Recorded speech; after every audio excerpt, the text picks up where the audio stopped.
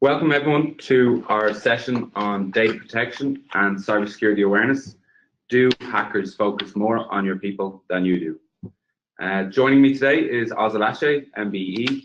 Oz is CEO and founder of our cybersecurity partners, CyberSafe. To introduce myself, my name is James Beery, business consultant with Intuition, and I will be helping to moderate this event, and we'll also pass on your questions to Oz at the end of the session. Speaking of questions, if you have them, you can enter them at any time. We're going to collect all of those and do them in one batch at the end. So if your question is not getting answered right away, don't panic. Our intention is to answer as many as possible at the end of the session.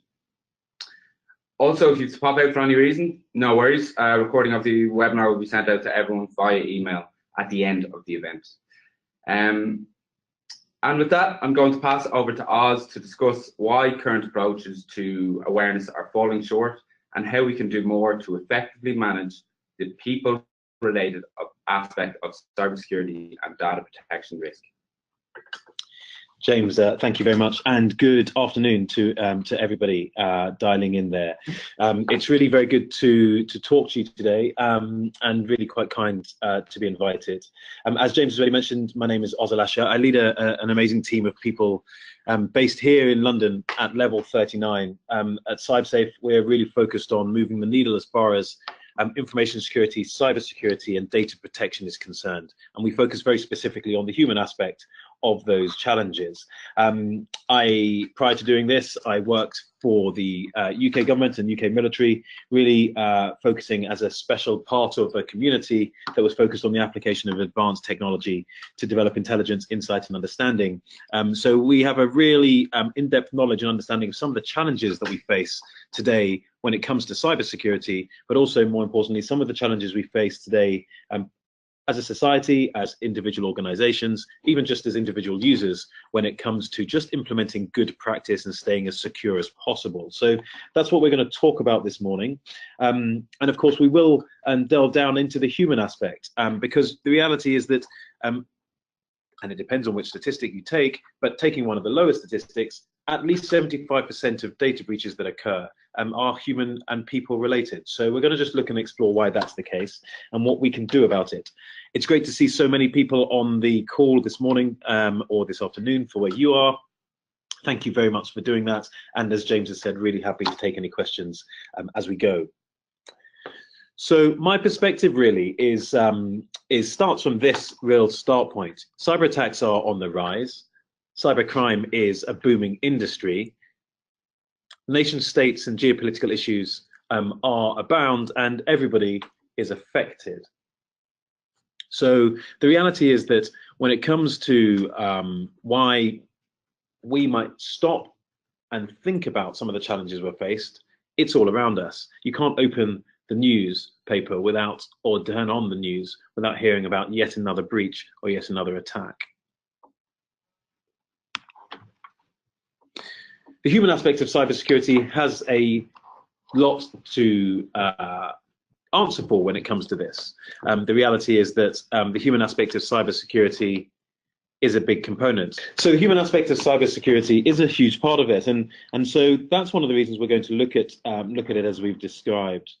The challenges we face as individuals and as businesses, many of those things we can actually address ourselves more effectively than we are right now, and that's one of the reasons actually many areas of the community are really quite optimistic. Now, I nearly entitled this talk, "Is it time for me to care yet?" I didn't do that because one, it's always time to care, and two, as I mentioned, even if you weren't quite sure, you only have to turn on the news to see it. But here's the thing, not everybody understands the threat. Not everybody realizes that they can contribute to or protect against it. And that's something that we need to consider as individuals, but actually as businesses. How do we reduce the risk in our own organizations? And how do we ensure that people take something as important as this as seriously as possible? Now, like I said, don't get me wrong, the fact that there's so many people on the call this morning suggests that clearly there are lots of us who understand that this is something that we need to address. But the reality is, if we were to look into our organizations, not every single person who has access to a mobile device a computing device, or just sensitive information, understands the threats that they might be facing almost every day. And the reality is there are organizations that have had mishaps every day, story after story, breach after breach, whether it's the Equifax breach and the ultimate resignation of the CEO there, Richard Smith, or even this morning, as it was in the UK, probably slightly earlier on in the day, as it is over there, where we wake up and hear about the Uber breach that occurred some time ago, and some of the learnings that are already falling out of that. And of course, last month around the globe is National Cybersecurity Awareness Month, a time to reflect on how cybersecurity is understood and shared as a responsibility amongst and within organizations. So here's the conundrum. The cybersecurity challenge isn't small, and it's not going away. So where do we start? The reality is we'd be here all day if we try to break down the whole of the cybersecurity challenge, because it's broad and every single facet affects every single area within our business. But there are statistics that show that even by breaking it down and looking at it in its three largest component parts, people, process, and technology, you're already on the route to addressing what is ultimately a really quite important issue that can't be ignored. Now, the reality is people, process, and technology, historically, organizations have gravitated towards and focused on technology and process, and we've arguably paid lip service to people. But cybercriminals haven't. In fact, cybercriminals use that route as the most effective route into many of our organizations. Now, I should confess that that's maybe not the full picture. I don't want to give complete doom and gloom, but I do want to maybe highlight and regionalize this a little bit, because there was a recent report published by Marsh and McLennan in 2017, so this year, actually back in October, which looked at the cyber risk, and the lessons that are being learned across the globe. And when discussing Asia, referred to a series of stats that suggested that Asia was 80% more likely to be targeted by hackers than in any other parts of the world. And it boiled that down to two reasons. The first one is the growing speed and scope of digital transformation out in the region, an exceptional and really quite impressive set of developments that sees many Asian countries leading the way as far as digital transformation is concerned. And then the second one is the expanding sources of vulnerability, which stem from increasing IoT, Internet of Things connectivity. More and more of us and more of our devices are connected and interdependent every day. And nowhere is this more visible than in Asia.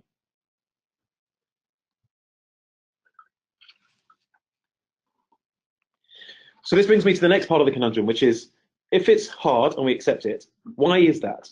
And why is it hard to get people to behave securely online so they look after their own data and our organizational data and our systems and our networks properly? Well, the first step is to acknowledge the status quo for what it is. The reality is that most training activity that takes place is a tick box exercise. And as a result, it doesn't really address the real issue. What is the real issue? Some people may be asking. Well, when it comes to cybersecurity, and specifically when it comes to the human aspect, and again, breaking it down even further specific to the user aspect, rather than the makers of technology, the users of technology. Well, it's not simply about what people know, but actually it's about how much they assimilate and how they behave. But training and education has an important part to play in how we shape how people behave. And therefore, the tick box approach really hasn't been as effective as most organizations would wish.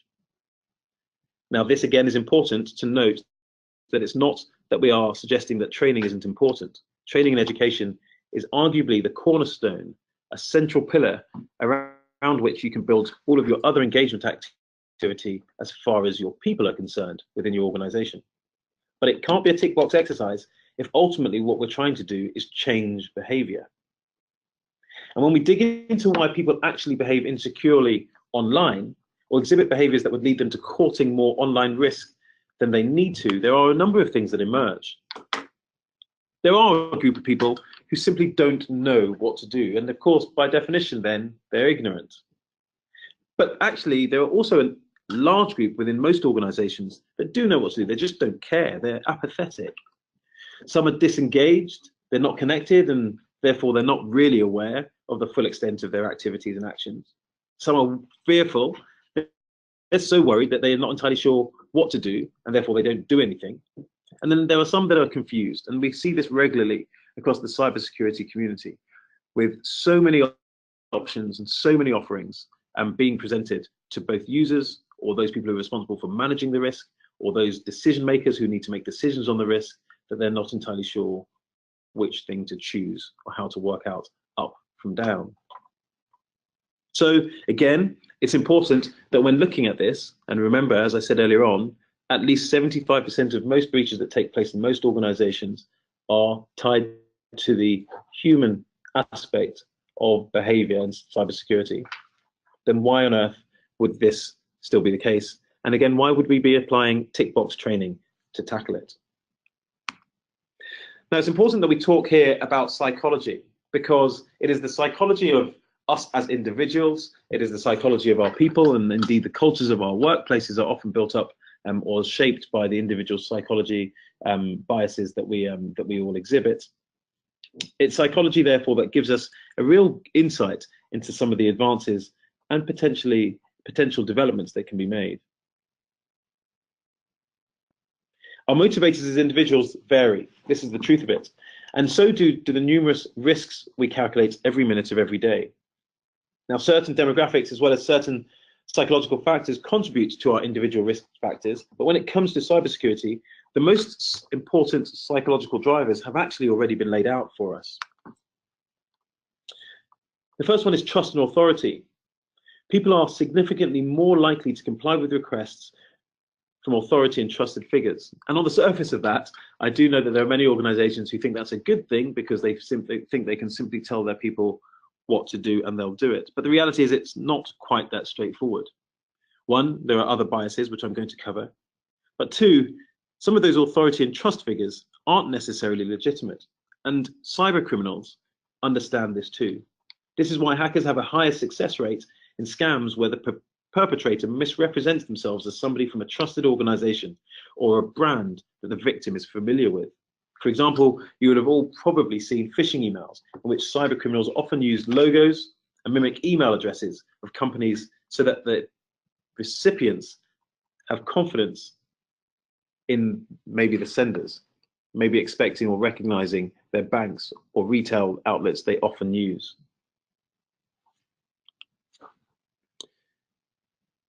Restraint bias, effect bias, and the illusion of control is also something we need to consider.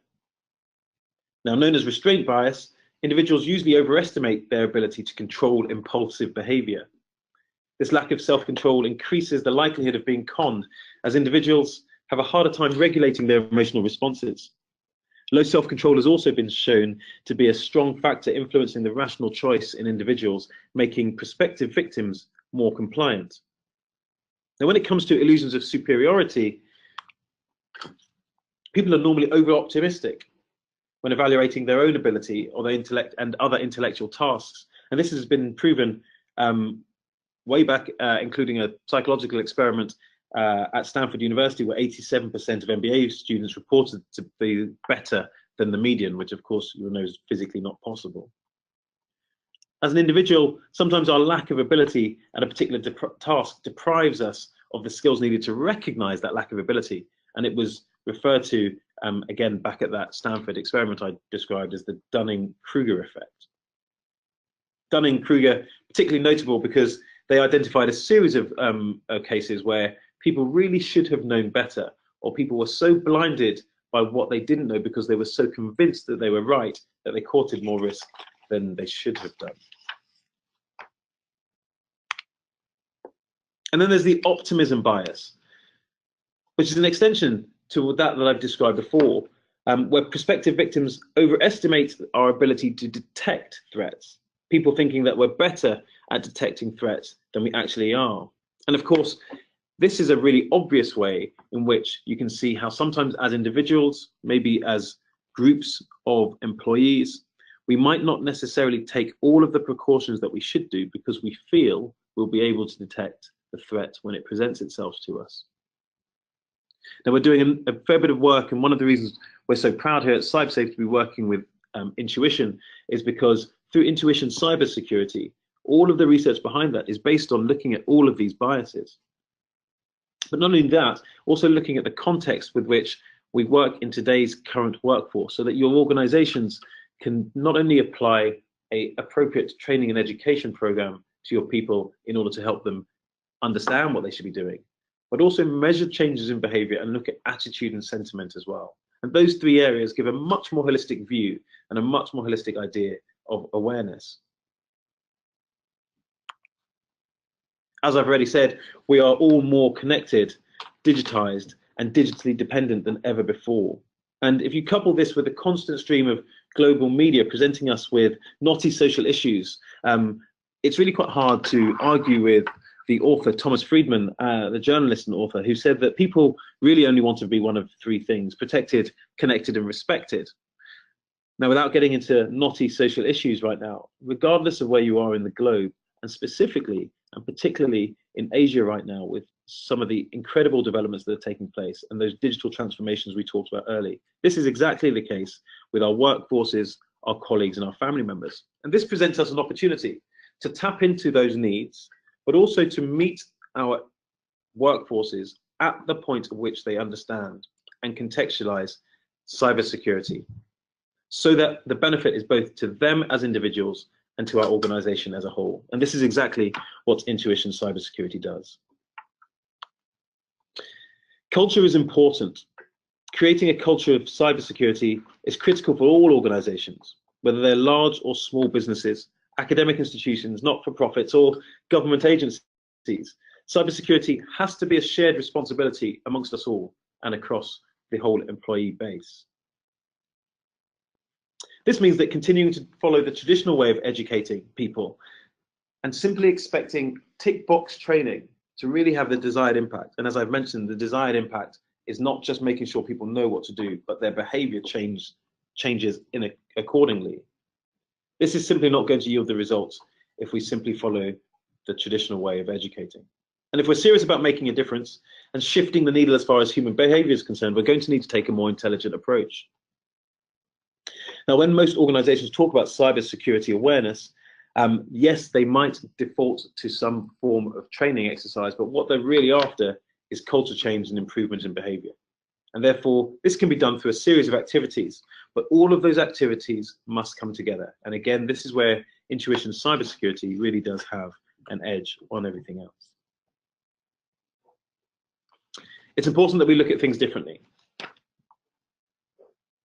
Whether you're developing a cybersecurity awareness campaign to implement it for the first time, or whether you're refreshing one that already exists, you need to look at things differently. Whether you're an organization that is concerned with reducing your cyber risk, or you're a trusted service provider that's in a position to advise an organization on what they should be doing to mitigate the risks that they can carry, again, it's time to look at things differently when it comes to the human aspect of cybersecurity. And of course, although compliance is often the driver, it's sustainable behavior change that should be the aim. But those two things are not mutually exclusive. And again, ensuring that at the same time as changing behavior, we remain compliant with whatever data regulations and cybersecurity or information security frameworks are applicable to our businesses. These are really quite important. And again, we see regularly that this is very, very achievable. So we recognize that a positive cybersecurity culture requires more than just training, and that user education and awareness are important because they form a central pillar, but enabling the business to then use that central pillar to ensure that it is reinforcing all of the other positive work that should be taking place in this space is equally important. And therefore, we believe in a multifaceted approach, and that's exactly what intuition cybersecurity delivers. A multifaceted approach that looks at awareness and behavior change. Each business is different, and rarely does one size fit all, but to have a program and a platform based around an intelligent approach to education and training gives you the ability to meet each of those needs. Now, if we were to look into our organizations, and we've spent the past 2.5 years doing this, at their fullest, programs might include protracted campaigns that start with board level engagement, activity, incorporating live communications, providing user education, training, behavior change assessments, and then incentivization of users. All of these things we've seen in part in different organizations, or indeed all of them in maybe some of the larger organizations. However, for many organizations, it's simply more appropriate to start with an effective e-learning package that educates and measures changes in behavior. And in either case, it's possible to apply high quality solutions to what is ultimately a universal problem, making sure our people know the fundamentals of staying safe online and know them well enough to put them into practice and ensure the safety of their data and our systems. Now, I've talked about awareness a few times this afternoon, and awareness is often bandied about sometimes as a dirty word within the community. But the reality is it's a combination of a number of things. It's a combination of knowing how to behave in order to stay safe. It's also knowing what the risks are and how they relate to us as individuals, as professionals, and as groups. It's understanding that the human factor of this risk is important and understanding how it relates to our businesses. And it's also empowering us to make good decisions. And of course, in order to make good decisions, we need good information and good data. So ensuring that you get that out of your programs is equally as important. This is why we believe, and with intuition, we've worked very hard to show that it's more than just simulating phishing attacks, because there is another school of thought that moved away from just focusing on education and training, but focusing very heavily on phishing. And were we to break down the different threats that we face as organizations today, of course, phishing and phishing emails represents a large chunk of the attack vectors, but it's not the only vector. More importantly, if phishing simulations are not implemented correctly, there is proof to show that the impact is actually negative, with members of staff and employees and colleagues being turned off, partly because they feel that their own organization is now attacking them, but more importantly because it's not been contextualized. And so therefore, actually the follow-up response and the training is only delivered in response to failures to phishing emails. And therefore, failure is associated with training. And of course, anybody who's been involved in training for some time will know that that is not the best way to get the best out of people.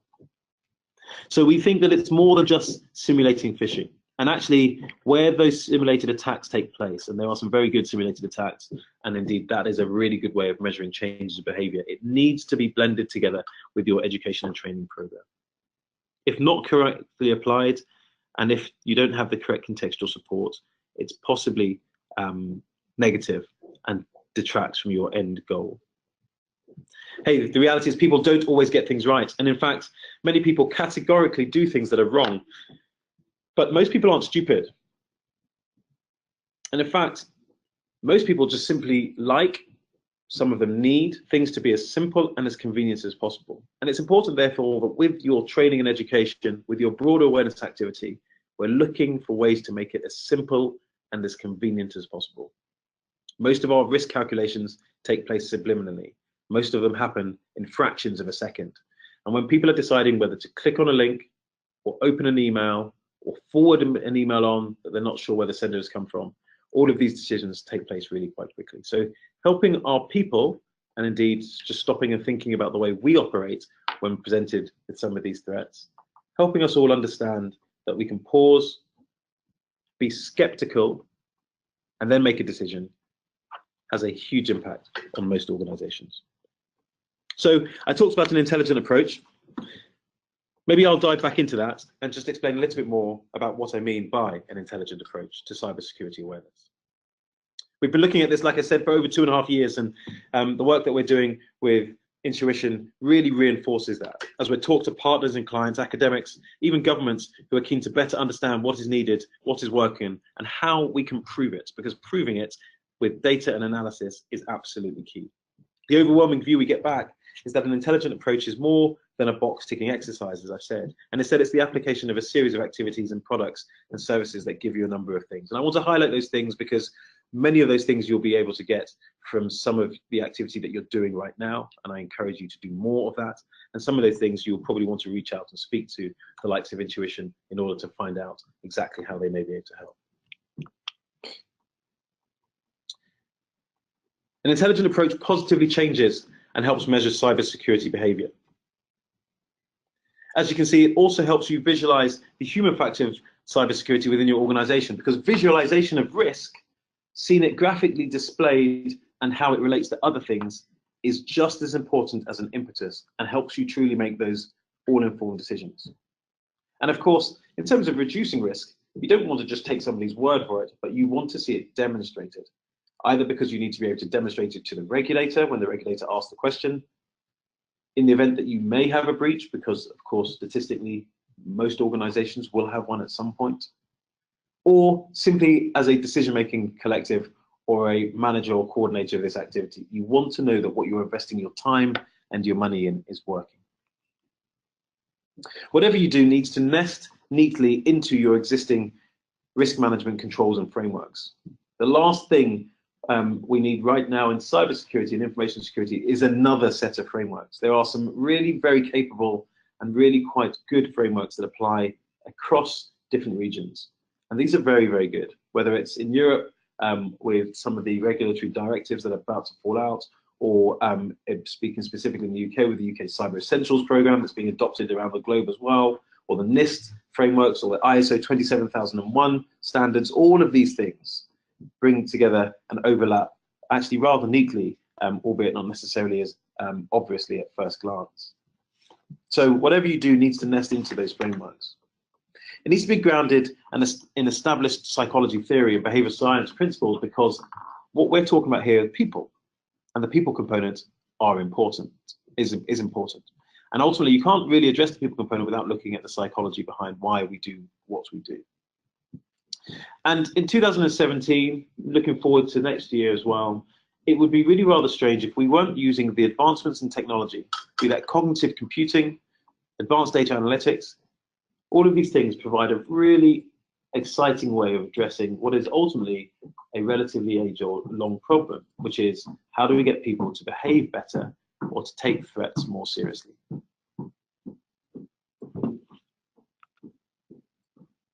The threat faced by us as individuals and the threats therefore faced by organizations constantly evolves, and therefore your training and education program and the content that you produce also needs to constantly evolve to ensure that your people are best prepared to face those threats that are specific to your organization and your industry. And of course, we all want to see a return on that investment, clear evidence of that return on investment. One of the things that often gets overlooked is the fact that actually our organizations and the security of our data, our systems, and our networks actually doesn't just simply reside within our walls of our buildings.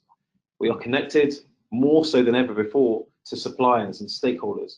So ensuring that those relationships are equally positive when it comes to information security and cybersecurity, and we encourage the best behavior. Sometimes we demand the best behavior, maybe in the way that we contract our suppliers. This is important, and we mustn't forget the human aspect here as well. Then, of course, encouraging partners to take this seriously and showing them that we do, so demonstrating to partners, regulators, and customers that we take it seriously is another good way of engendering and generating trust in the ecosystem between us and our customers and us and our partners. Giving our people a way of engaging is something that we've seen to be very, very effective, because parting knowledge and understanding one way without giving them the ability to ask questions or engage the other at the time of their choosing, at the point at which they have the most need. This is quite important. It's something that Intuition Cybersecurity has worked quite hard on doing so, and that CyberSafe for us is central to the way in which we deliver cybersecurity awareness training. But you can automate all of that, and you can use technology to do so effectively. And of course, understanding what exactly concerns people and therefore prevents them from adopting the best cyber security and information security behavior, or following the policies that have been carefully laid out. Understanding that is key, because to blindly carry on irregardless of some of the concerns really is, again, back to tick box mode. And of course, this is an ever-changing and ever-developing landscape.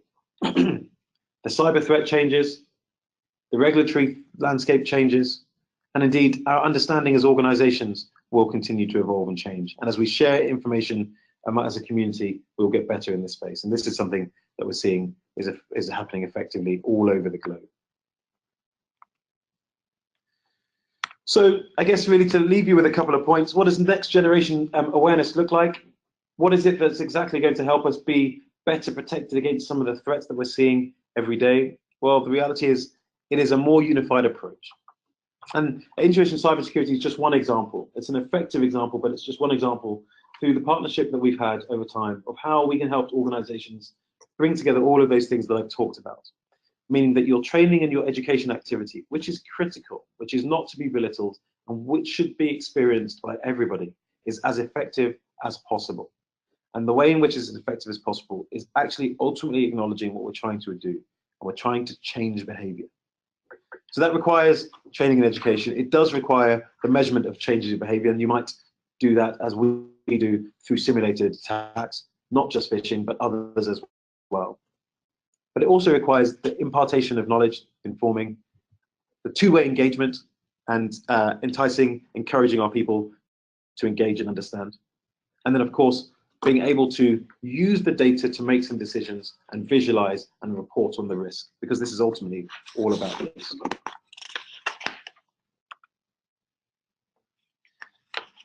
As I mentioned, all of these things we have gleaned over the last 2.5 years, and we're really excited and really encouraged by what we're seeing around the globe. And nowhere is it more necessary than in the Asia Pacific region. We know that. And this is why there's adoption and why there's a continuing and increasing body of research into this particular area. Anyone who suggests to you that they have a silver bullet to your information and cybersecurity challenges is probably stretching the truth. But equally, anybody who suggests to you that you can focus on any one particular area, be it technical controls or process and regulatory controls, or just focusing on the human components and culture, anyone who suggests either of those things is again equally stretching the truth. And for those reasons, we're really excited to spend the time both this afternoon with groups like this or at other places to discuss and explore and share the learnings from around the globe. I'll leave you with 3 things: protected, connected, respected. If we approach the culture within our organizations and understand those as the very needs, I think that we will take a more intelligent approach to the way in which we deliver training awareness. And again, we're really keen to hear back from any of the many people who are on the line now, but also from others within your organizations of their experiences, because this is how we will all get better as a community. Thank you very much for listening this afternoon. Hopefully everything I said was clear. I know we've got some time for questions. I've seen a few of those already coming in. So James, really happy to discuss anything there. Thanks, Oz. I hope everybody agrees that that's some really useful and interesting information. So as we mentioned, we're going to do some questions now that we have received from you guys. And if you have any more, please feel free to send them through. First one here, you mentioned tick box training. How exactly would you define that? Yeah, it's really it's a good question actually, because you know the reality is it's what the majority of those organisations that do some training do. Actually, 78% in Asia, 78% of mobile device and computing device users have never done any training. That's actually one of the largest numbers of any region. But those that have done, majority of those, 54% of the 12%, actually describe what they've done as pretty ineffective. And largely this can be seen and described as tick box training. That is training that is really focused on getting training done for the sake of it, rather than achieving the output and the aim, which of course, as I've suggested, is changing behavior. Changing behavior is really quite key. And ultimately, for most organizations, if your training doesn't measure a resultant change in behavior, then we would suggest that it's just simply ticking a box. So what does that look like for most organizations? Well, for most organizations, it looks maybe sometimes like a series of PowerPoint slides that people have to watch, but you have no way of knowing whether they've taken the information in, or maybe actually you've gone one stage further and you've delivered in-person training. But of course, and that's fantastic, really good way to engage with people, and we strongly recommend it. but actually again no way of recording whether people have retained the information that was given after any period of time, or equally maybe even e-learning training that is focused around multiple choice questions, but again those questions aren't particularly thoughtful. They are given to everybody regardless of role or regardless of threat that they face, and they don't change over time. And of course the cyber security threat does change over time. So if you're simply rolling out the same package that is not being updated quarter after quarter, or indeed year after year, and you should all be doing this, some form of training and education activity with your people at least once a year. Best case actually is spaced learning where it's delivered throughout the year in nice, small, sharp chunks. Then all of those things fall into the tick box category. Okay, thank you. It's an interesting question here. It's actually something that I see a lot in the industry. Within my organization, nobody has been made responsible for cybersecurity awareness. Do you have a view on which elements within an organization should assume responsibility? Yes, and it's interesting. We also see this regularly. It's something that you see less of an issue in larger organizations. Actually, it's in smaller organizations where often you find no one person feels responsible for this particular activity, so cybersecurity awareness. But we do have a view. Here's the truth. Actually, the responsibility for cybersecurity as a whole, that starts at the top. Ultimately, the highest decision-making body, the executive in most organizations, whether that's owner-led businesses or that's executive boards, they are ultimately responsible for ensuring that the operational risks within the business are addressed, and cybersecurity is an operational risk. But of course, what we often see is those operational risks are then championed, coordinated by different aspects within the business. And traditionally what we have seen is that in an organization that maybe isn't quite as mature in its thinking when it comes to information security and data protection, often these things fall at the feet of the IT teams. But when it comes to awareness, actually it's a combination of people who should really be stepping up to the plate.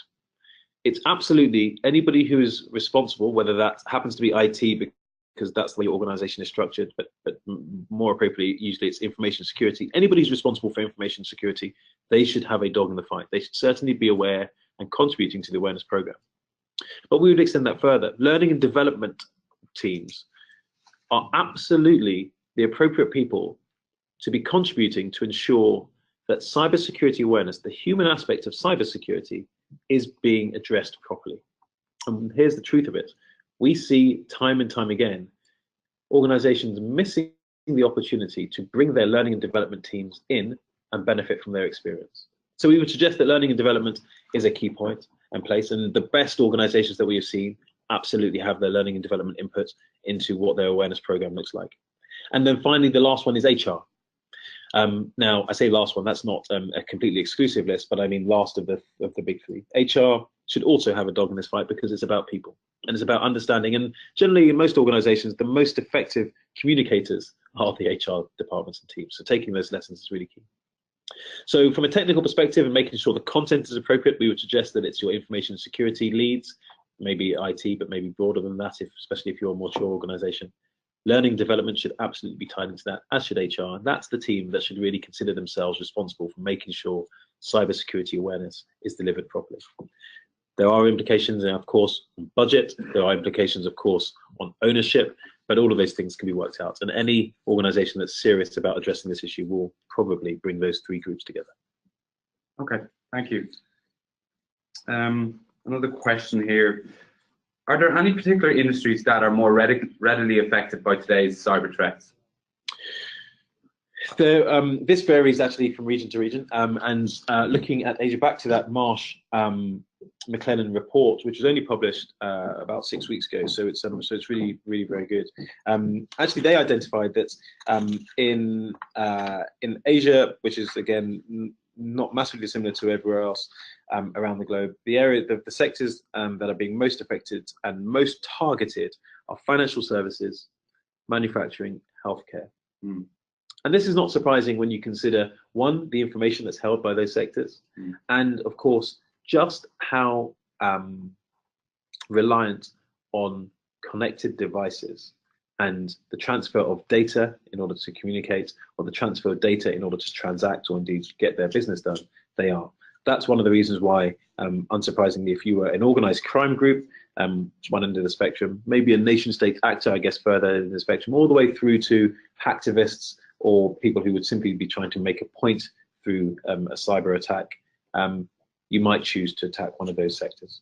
The prize is pretty high if you're successful in any of those areas. But there are a few others that shouldn't be ignored. Professional services, particularly because of the legal sector, and the legal sectors, as most of us will be aware, and the information that they hold on most organizations. Because the reality is, if you're a cyber criminal and you're trying to access a network, you're not necessarily going to go direct to the end target. You might try to address or attack the soft underbelly, and often that's in some of those linkages.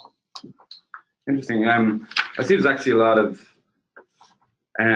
quite concerning discussion around the threat to government infrastructure and utilities, particularly from nation states, I suppose, due to the systemic risks that it poses to society as a whole. Do you have a view on that, or are those particularly threatened bodies and industries? Yeah, we are definitely seeing, and I say I talk about the cybersecurity community, global cybersecurity community, we are definitely seeing more open, arguably more bolder attacks on nation-state infrastructure. And this can be put down to a number of areas. There is a school of thought that says that this is just diplomacy by another means, that this is a very natural way for nation states to attempt to gain the upper hand, or indeed advance their own national interests, or protect their own national interests.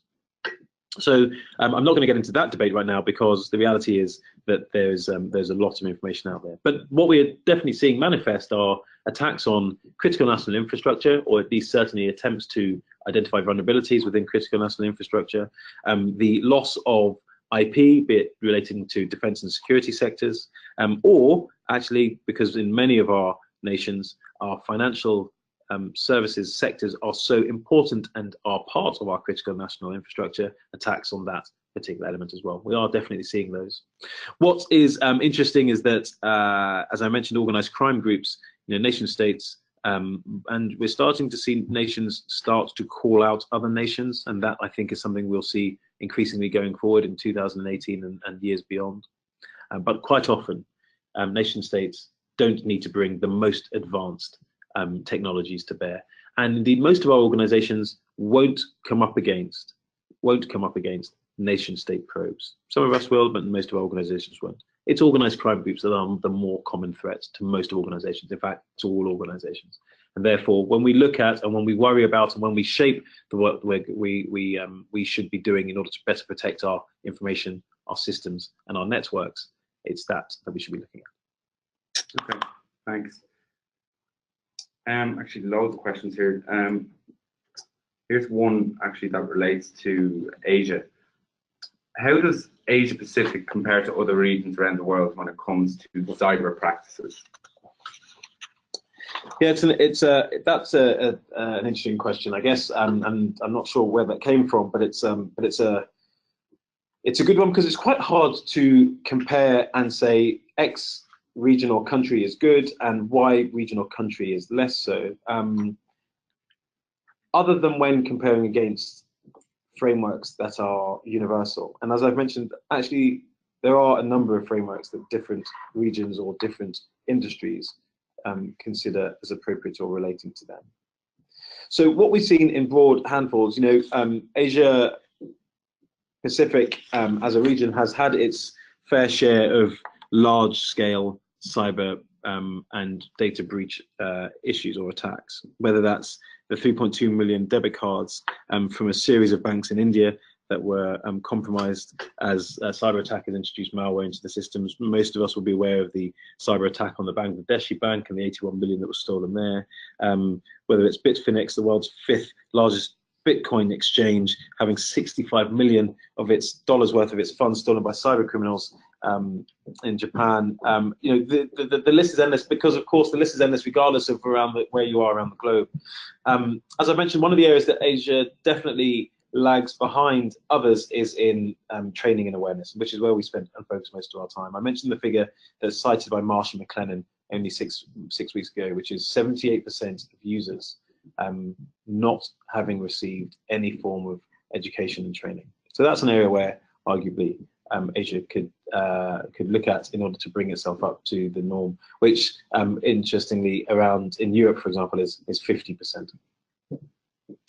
But there are other areas where actually Asia is leading the way. As I mentioned, the digital transformation revolution that we're seeing and some of the IoT reliance that we're seeing as well sees many Asian markets and sectors really quite focused on making sure that they do so in a secure fashion as possible. And so some of the technical controls that we're seeing are as effective and up to date as we're seeing anywhere around the world. So it's hard. I don't have figures for every single particular area other than the human aspect, but it's something that is definitely worth considering. Okay. Okay, we're coming towards the end now. I suppose this is an interesting question. I suppose this question goes to the heart of people-related aspect of cybersecurity. Why are people commonly referred to as the weakest link in security chain? Yes, it's a good question, and thank you, whoever's sent that in, for asking. Because this is something that actually we fundamentally disagree with, or we understand where it comes from. The reality is that, as I mentioned, a large proportion of the breaches that occur are human-related, and arguably a large proportion of those are preventable. The figures often cited by the Ponemon Institute and others are about 85% of those breaches are preventable. Regardless of what the stats are, the reality is a large proportion of those things can be addressed. And so for that reason, when you consider information security holistically, it can be likened to a chain. And therefore, the suggestion is that because so many people are the cause of weaknesses within the chain, or so many people are the cause of breaches themselves, whether it's because as makers of technology, we're not building software or indeed even hardware with software settings as appropriately with security built in by design, or whether it's as users, we're not necessarily taking all the precautions that we should do before we connect, before we click, before we forward and send on. All of these things lead people to often suggest that people are the weak link in the chain. Here's why we disagree with that sentiment.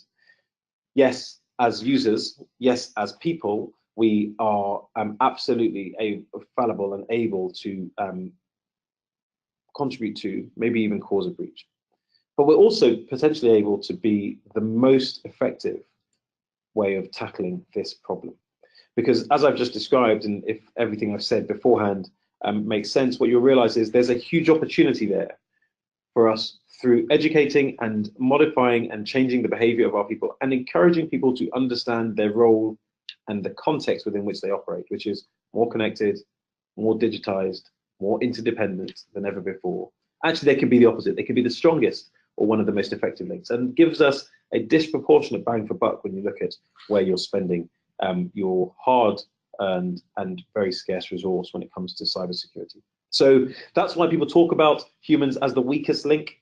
It's a pretty negative connotation. It's also something that I think stems from the fact that many of the early adopters and people focused on this particular issue were focused on technology, latterly process, but more focused on technology. And so we're comfortable with the idea that tech solutions were the solution to all issues.